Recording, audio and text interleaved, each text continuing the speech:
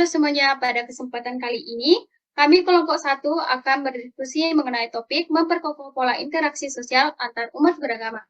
Namun sebelum ke topik, izinkan kami memperkenalkan diri kami. Perkenalkan, nama saya Elis Laban dengan NIM 210301263 dan Dian Safira dengan NIM 210301115. Saya Indah Ramadhani dengan NIM 210302011. Saya Salsabila Hairunarrambe dengan NIM 210301084. Saya Clarissa Sonika Aurora dengan NIM 210302042. Saya Novela Sundari Tarigan dengan NIM 210301010. Saya Fitri Maya Sari Lubis dengan NIM 210301042. Saya David Ricardo Pardusi dengan NIM 210301232. Saya Siti Elfrida Pratama dengan NIM 210301188.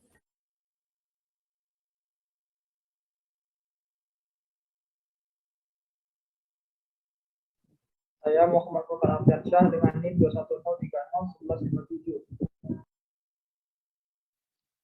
baiklah, dari topik memperkokoh pola interaksi sosial antar umat beragama, dalam kehidupan sehari-hari kita telah mengetahui bahwa manusia adalah makhluk individu sekaligus makhluk sosial.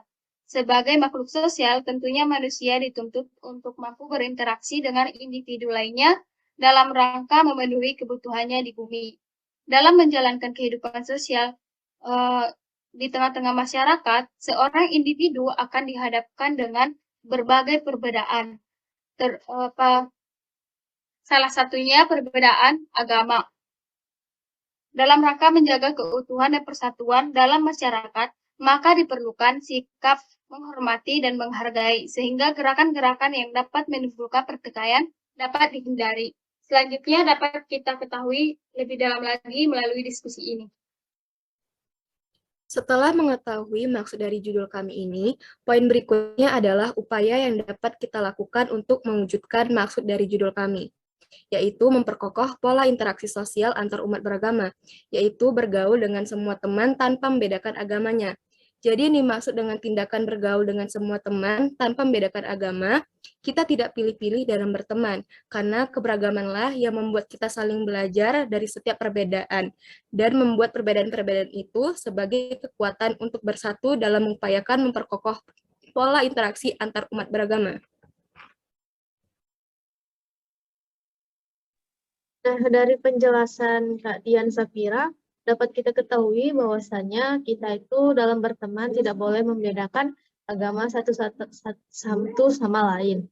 Seperti contoh, jika ada seorang Muslim berteman dengan seorang non-Muslim, seorang non-Muslim ini bilang ke temannya yang Muslim ini bilang seperti ini, gak maulah temenan samamu, kau Muslim berhijab itu kan kuno. Nah, seharusnya kita sebagai umat beragama dan masyarakat Indonesia juga seharusnya tidak boleh seperti itu. Apalagi kita itu makhluk sosial dan di Indonesia ini berupa agamanya bermacam-macam, tidak hanya satu agama saja.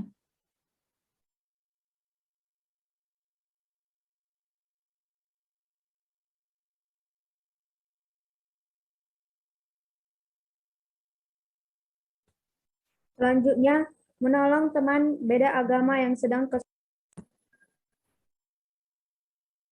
Dalam lingkungan kehidupan bermasyarakat, kita sering menjumpai ada banyak perbedaan, misalnya teman kita yang beda agama. Semua itu harus diperlakukan sama, karena kita harus saling tolong-menolong satu sama lain, meski punya latar belakang yang berbeda.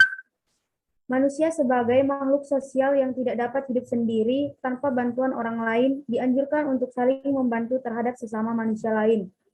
Contoh sikap membantu teman yang berbeda agama yaitu menghargai orang yang beribadah, membantu orang yang sedang kena musibah, saling tolong-menolong antar sesama, saling memaafkan, dan tidak memaksakan agama kepada orang lain.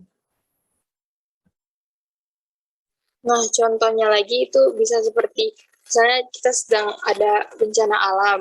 Nah, pasti dalam bencana alam itu banyak yang berbeda agama. Nah, misalnya saya nih sebagai agama Kristen, janganlah kita hanya membantu orang Kristen saja, jangan kita kayak cuek terhadap agama lain. Jadi kita harusnya saling membantu walaupun kita berbeda-beda agama. Berikutnya, tidak memaksakan kehendak kepada orang lain. Hal ini bersesuaian dengan sila pertama dan keempat dari Pancasila, yang tidak membenarkan memaksa kehendak kepada orang lain.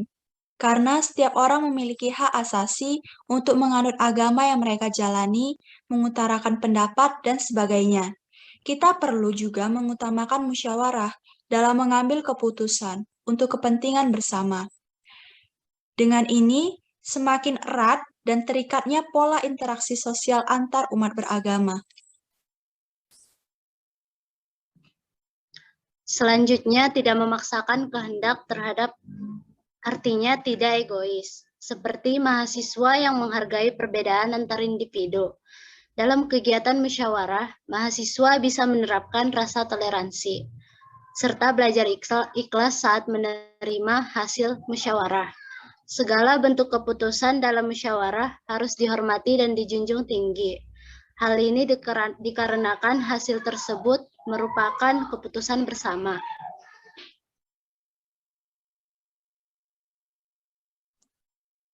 Menghargai dan menghormati perayaan hari besar keagamaan umat lain. Contohnya, saya Kristen. Saya menghargai teman saya yang beragama Islam yang merayakan Hari Raya Idul Fitri.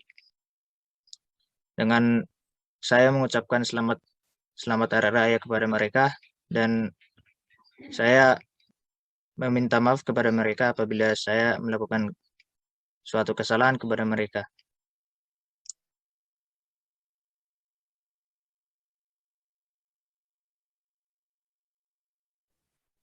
Menghargai dan menghormati perayaan hari besar keagamaan umat. Sebagai contoh, saya yang beragama Muslim dan teman saya yang beragama Buddha.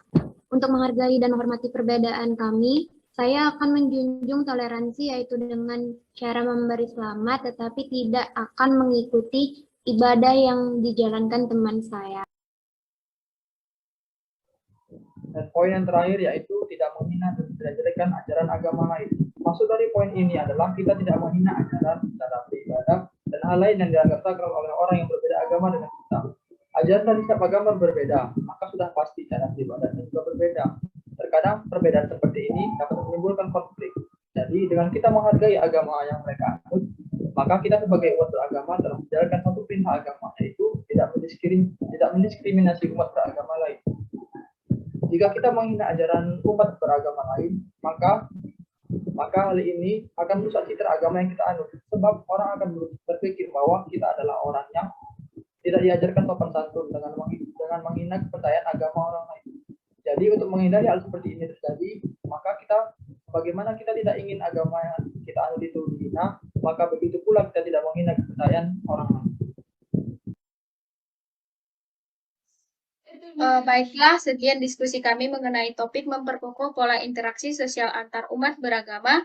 Semoga dapat menambah wawasan masing-masing yang telah menonton.